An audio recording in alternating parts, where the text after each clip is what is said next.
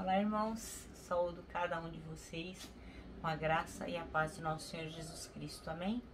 O meu nome é Miriam Anita e estou aqui só para contar para os irmãos aquilo que eu entendi do texto chamado O Senhor do Seu Coração. Esse texto não foi escrito por mim, foi escrito pelo pastor Samuel Mouta e ele consta do Manancial, que é uma publicação de meditações diárias da União Feminina Missionária Batista do Brasil. Então, eu não escrevi o texto, eu só vou contar para os irmãos aquilo que eu entendi. Isto dito, eu quero iniciar orando. Senhor Jesus, em Teu nome pedimos que Tu nos abençoes nessa noite, para que possamos entender aquilo que Tu desejas ministrar ao nosso coração. Que tenhamos ouvidos de ouvir, Pai, que estejamos atentos para as Tuas verdades divinas. Perdoa-nos em tudo que fazemos de errado e nos ajude a nos transformarmos em pessoas melhores. É o que pedimos, em Teu nome. Amém. Bom, irmãos, então nosso texto bíblico hoje está em 1 Pedro, capítulo 3, versículos 13 a 22. E diz assim: sofrendo como seguidores de Cristo. Se de fato vocês quiserem fazer o bem, quem lhes fará o mal? Como vocês serão felizes se tiverem de sofrer por fazerem o que é certo? Não tenham medo de ninguém, nem fiquem preocupados. Tenham no coração de vocês respeito por Cristo e o tratem como o Senhor. Estejam sempre prontos para responder a qualquer pessoa que pedir que expliquem a esperança que vocês têm. Porém, façam isso com educação e respeito. Tenham sempre a consciência limpa. Assim, quando vocês forem insultados, os que falaram mal da boa conduta de vocês como seguidores de Cristo ficarão envergonhados. Porque é melhor sofrer por fazer o bem, se essa for a vontade de Deus, do que por fazer o mal. Pois o próprio Cristo sofreu uma vez por todas pelos pecados, o homem bom em favor dos maus, para levar vocês a Deus. Ele morreu no corpo, mas foi ressuscitado no espírito. E no espírito foi e pregou aos espíritos que estavam presos. Estes eram os espíritos daqueles que não o tinham obedecido a Deus, quando ele foi esperando com paciência nos dias em que Noé estava construindo a barca. As poucas pessoas que estavam nela, 8 ao todo, foram salvos pela água. Aquela água representava o batismo que agora salva vocês. Esse batismo não é lavar a sujeira do corpo, mas é o compromisso feito com Deus, o qual vem de uma consciência limpa. Essa salvação vem por meio da ressurreição de Jesus Cristo, que foi para o céu e está do lado direito de Deus, governando os anjos, as autoridades e os poderes do céu. Amém? Bom, então, irmãos, o versículo hoje escolhido pelo pastor Samuel Mouta é o 15, que diz assim: antes, santifiquem Cristo como Senhor no coração. Sejam sempre preparados para responder a qualquer que lhes pedir a razão da esperança que há em vocês. Então o texto diz que coisas boas e ruins acontecem a todos, né? Não tem ninguém assim, que só receba o mal ou que só receba o bem. Como dizia minha mãe, né? Não há mal que sempre dure e nem bem que nunca acabe. Então todo mundo recebe em proporções diversas, tanto o bem quanto o mal. Então, sem entrar no mérito da soberania e propósitos divinos, o pastor aqui chama a atenção para a forma como cada um de nós reage a essas situações. Então, assim, a gente não vai estar aqui discutindo o quanto Deus é soberano e como Ele faz ou autoriza que seja feito as coisas que nós recebemos. Mas Ele deixa de focar na questão da soberania e começa a focar na questão pessoal. Como é que cada um de nós encaramos aquilo que nos acontece, aquilo que nós recebemos. Né? Porque todo mundo vai receber o bem ou o mal. Mas o importante é saber como nós reagimos a isso. Então, o que vai fazer diferença para a nossa saúde emocional e bem-estar do cristão não é o fato em si, mas a maneira como o cristão reage a esse fato. Então, perdemos o emprego ou um ente querido, ou sofremos alguma difamação, ou passamos por uma tristeza profunda. Então, todas essas coisas podem acontecer. Mas como nós reagiremos a elas? Nós vamos blasfemar, vamos murmurar, vamos agradecer, vamos compreender que é um processo, vamos procurar nos santificar, nos edificar, a cada dia sermos melhores a despeito de tudo que recebemos. Tudo isso, irmãos, faz toda a diferença. Como é que nós encaramos e como reagimos às coisas que vão nos acontecer ao longo da vida. Então, Pedro diz aos crentes da dispersão que eles estavam sofrendo uma perseguição horrível. Inclusive, muitos eram mortos e eram presos. Então, ele dizia que cada um devia reagir de forma positiva àquela situação. Não está falando aqui de morrer de alegria, ou de dar risada ou felicidade, mas encarar de forma positiva, crendo que o Senhor é soberano e estava sobre todas as coisas. E que todas as coisas realmente acontecem para um propósito, né? Para o bem daqueles que amam a Deus.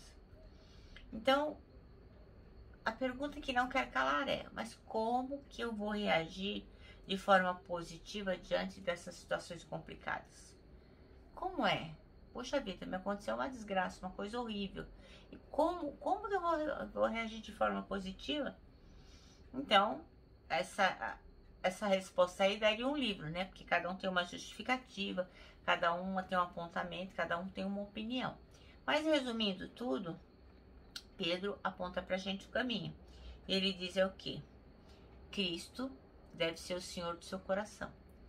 Se o Cristo for não só o Salvador da sua vida, mas o Senhor do seu coração, ele pode te direcionar nesses momentos difíceis e pode fazer com que você tenha uma reação positiva frente a essas dificuldades. Então, quando eu desço do trono, eu saio do trono, eu deixo de ser egocêntrico no meu coração e passo a santificar a Cristo como Senhor, quer dizer, ele não é só Salvador, mas o Senhor da minha vida.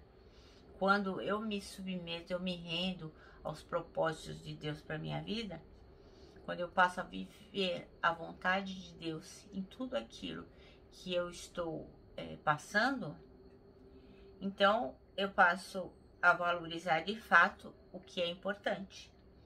Importante para quem? Para Deus. Então a gente passa a reproduzir as atitudes e as palavras, fazendo exatamente o que Jesus Cristo faria.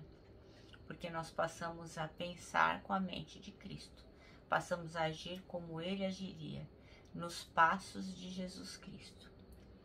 Então, aqui o nosso texto diz assim, ó, que desse jeito não vai ter nenhum lugarzinho para qualquer ídolo no coração da gente. E aqui ídolo pode ser qualquer coisa.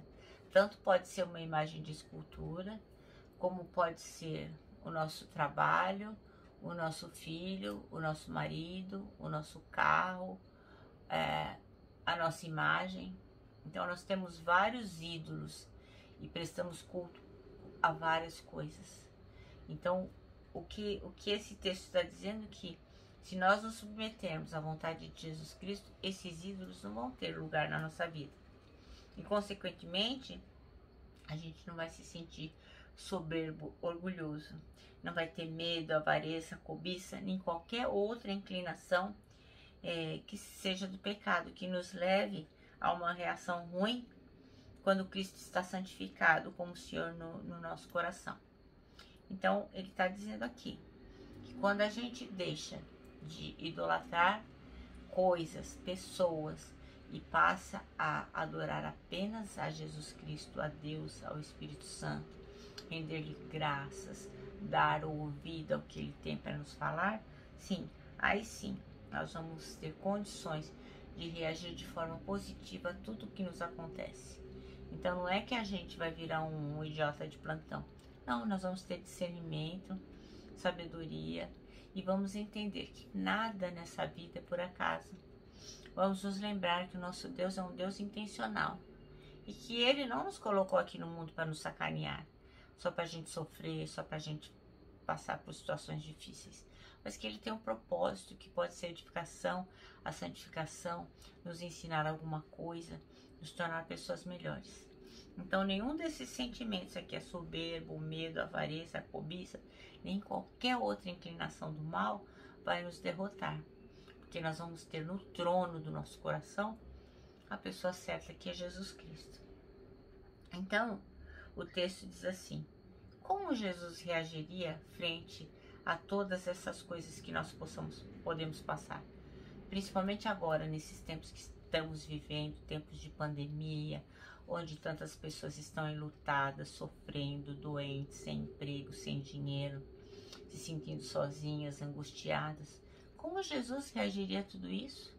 Será que ele ia ficar cabisbaixo, triste, chorando, murmurando, blasfemando? Como Jesus reagiria?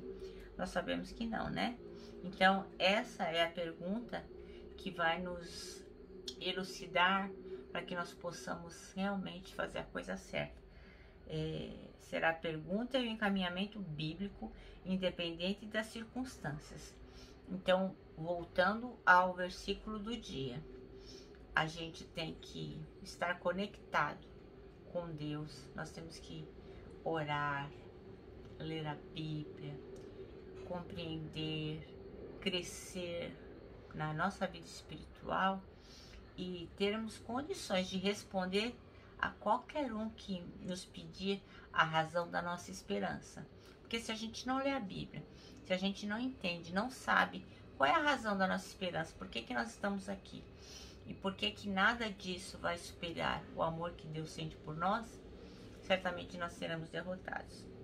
Então, o pastor Samuel Mota, ele termina deixando esse desafio: como Jesus reagiria? Então, essa é a pergunta do encaminhamento bíblico, independente das circunstâncias. Este é o desafio. Então, nosso manancial termina assim: se Cristo é o Senhor do meu coração, como eu devo reagir diante das situações da vida? Essa é uma pergunta que nós temos que nos fazer, para que nós possamos conduzir a nossa vida de forma que o nosso coração suporte todas as adversidades que nós vamos passar nessa vida e que possamos compreender que o Senhor, Ele não erra, Ele nos ama, Ele é um Deus intencional e Ele quer sempre o melhor para nós. Bom, eu me despeço aqui com o meu abraço fraternal, com o meu abraço de ursa e, lógico, né, com a nossa palavra-chave, que é saudades.